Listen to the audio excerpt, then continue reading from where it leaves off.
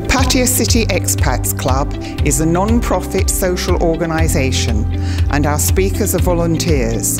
The club as such assumes no responsibility or liability for the professional reputation of or the quality of services provided by the speaker today.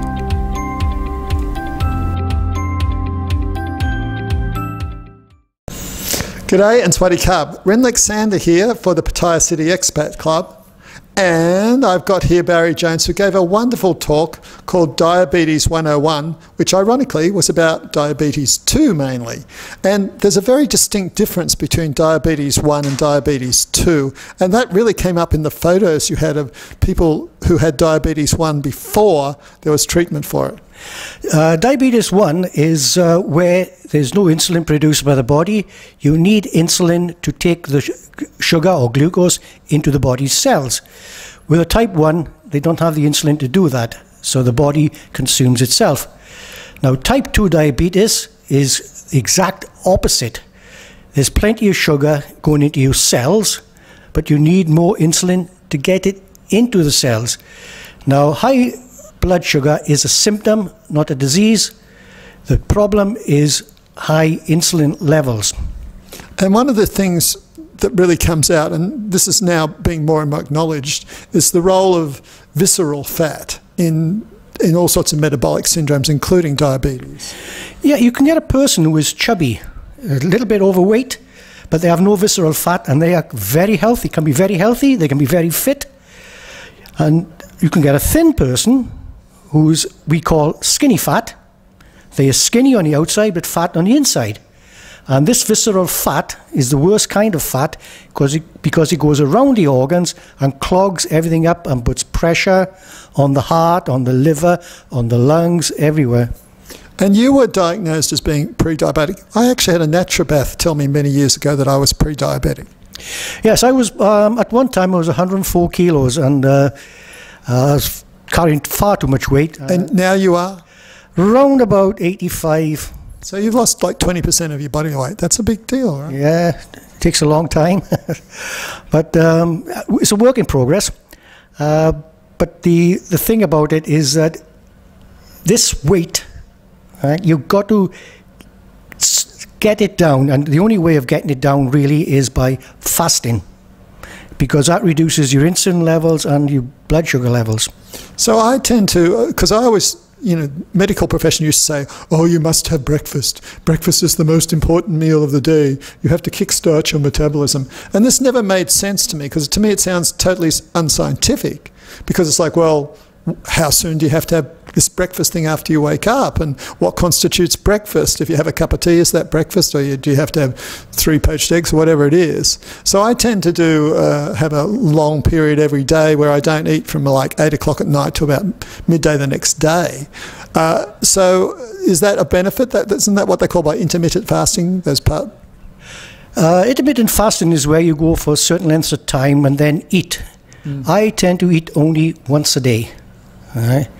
And I'm 74 and I go for 2 or 3 hour walks 2 or 3 times a week. I ride a bicycle, I have an exercise bike at home, I have weights at home, I have plenty of energy, just eating 1 meal a day. So I wouldn't say that you need breakfast, but the long periods between meals is what allows your insulin levels to go down, and this is what you are looking for, really, for the insulin. If you got insulin in circulation in your blood, you cannot burn fat. You will not lose weight. So this idea of injecting people with insulin is really, in a sense, counterproductive. I would think so. In terms of actual cure? It's not a cure. It's doing what they say it's going to do. It takes the sugar out of your blood. Where does that sugar go? Into your cells, into your fat cells. Because that's the 2 main purposes of insulin is, one, to get insulin into your cells, the glucose, the nutrients, to feed you, to give you energy. Any excess is sent to the liver, any excess glucose sent to the liver and converted into fat. And where does that go? It goes in your fat cells. So there you go. So this is one of the big tips and takeaways from this is you really want to think about this whole idea of having large periods during every day where you do not eat.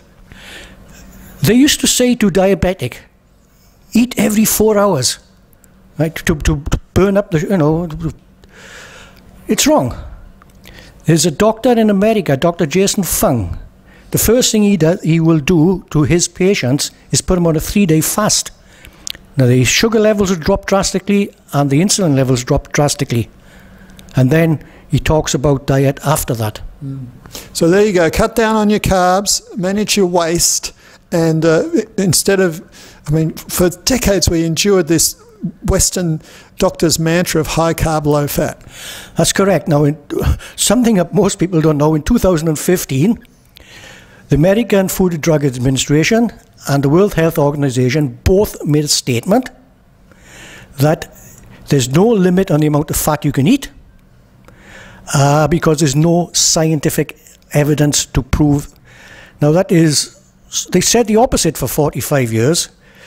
And the result was fat people and diabetes running rampant. Yeah. Now the problem was now that because they promoted the opposite for 45 years, they don't want to come out directly and say we were wrong. So they, even though they've published this, they haven't made it very well known, and you still get doctors today following the old regime. Anyway, I cannot recommend this talk too highly. It's really well done, really fantastic visuals, and put an amazing amount of work into putting this together and getting, making a real case that many, many people need to rethink their whole approach to diabetes, because very often the medical profession learns something when they go to school, and then they just repeat that for the next 40 years of their career, and they don't keep up to date. That is correct. Now, and it's like, well, if that was true, I would have learned it in medical school. Correct. Now, the subject of nutrition, a doctor spends 4 years in med school. There's on average only 4 hours devoted to nutrition, which I've had over 50 hours tuition and well over 1,000 hours self-study. So there you are. You really need to think, how can I take responsibility for my health? Because if you put yourself in the hands of doctors, it could be a problem. Considering, you really want to do look at some of the stats on hospital-acquired infections, misdiagnoses, mistreatments, botched operations. Hospitals are scary places. My mum used to say, you only go to hospital to die. Yeah, so if you can stay away from hospitals, and anyway, we've said more than enough. Hope we encourage you to really have a look at the talk and really adjust things like diet and your carb consumption. Thank you, Barry. Wonderful talk. Thank you. And I hope to get you back and give some more in the future. But from now, from Ren and from Pattaya City Expat Club and Barry, it's goodbye, eat well, and think about intermittent fasting.